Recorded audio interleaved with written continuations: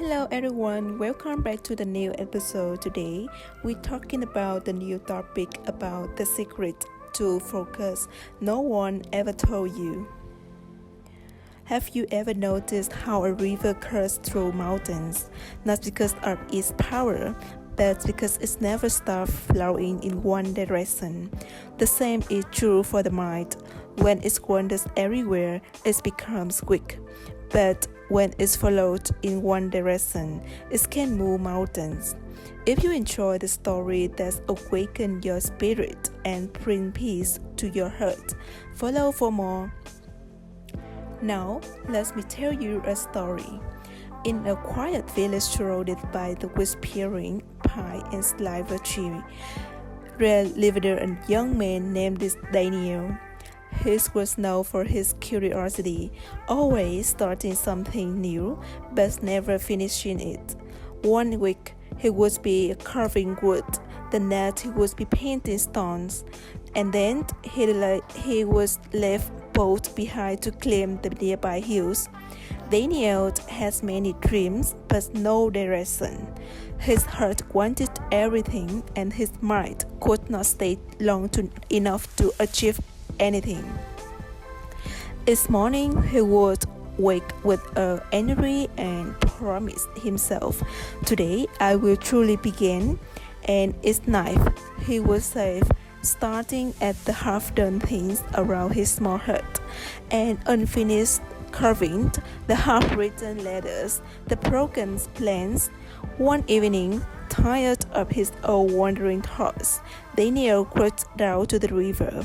The sky was painted in the soft orange of dusk. Across the water sat an old man with white hair and calm eyes, fishing without moving a muscle. Daniel approached and said, "Old man, how can you sit so still?" "I tried to stay focused for even a few minutes, but my mind pulled me everywhere." The old man smiled faintly. "Sit," he said. "Watch the river." For a while he sat in silence. The river flowed strangely, reflecting the freezing light. After a time, the old man spoke again. "Do you see how this river moves? Always forward, never backward. It does not chase the birds, nor bows the wind. It knows where it must go. Thus it waits in time, it surfs even hardest storm." Daniel thought, "But how? How can I make my mind flow like that? It's jumped from one thought to another before even I notice."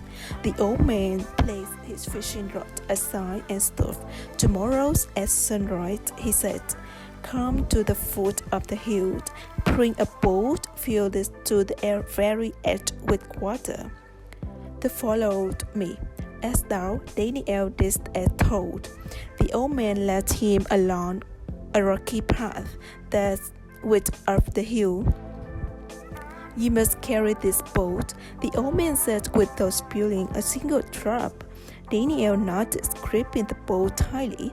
The paths were narrow, birds flew overhead, and the sound of the forest surrounded them. Yet Daniel kept his eye fixed on the trembling surface of the water.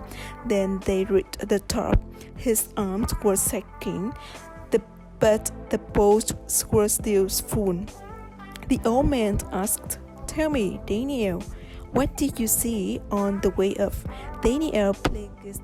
"Nothing," he said. "I didn't look around. I was only watching the water."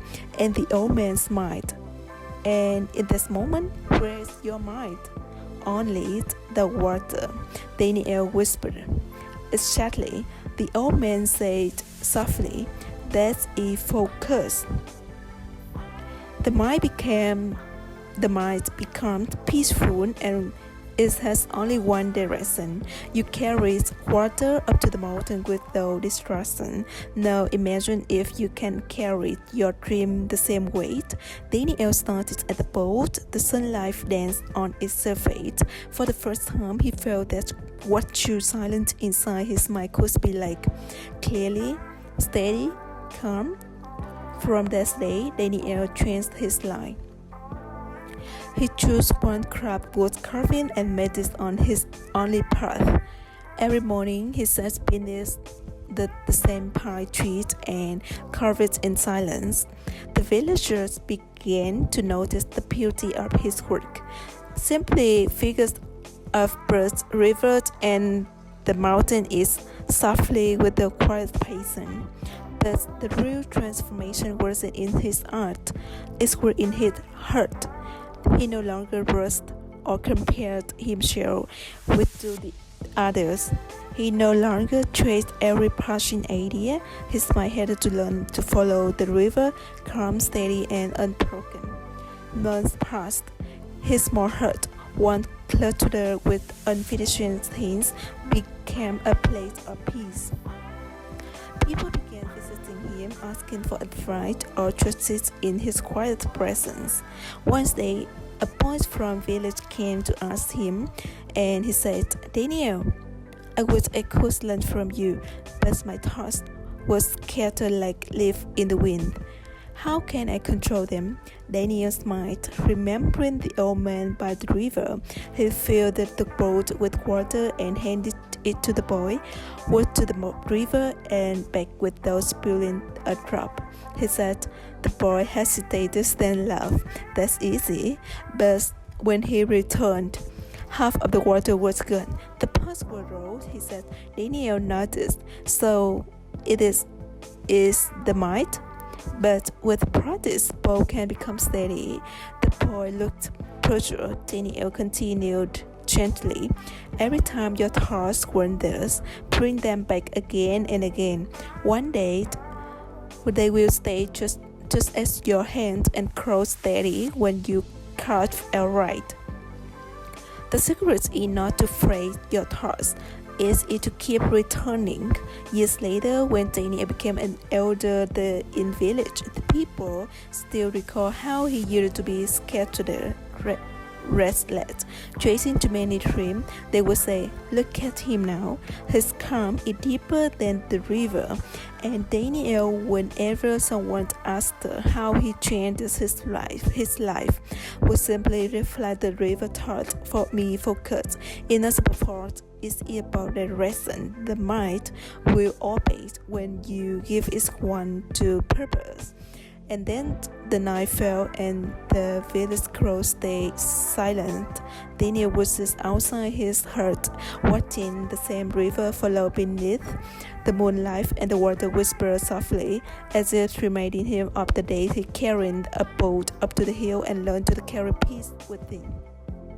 And sometimes he would say to himself, "A scattered mind builds nothing, but a focused mind builds peace, art, and destiny."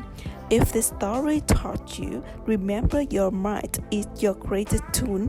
Guard it, train it, and let it in one direction. And now the mountain will stay in your ways. Stay calm, stay focused, and stay peaceful. Thanks for your listening.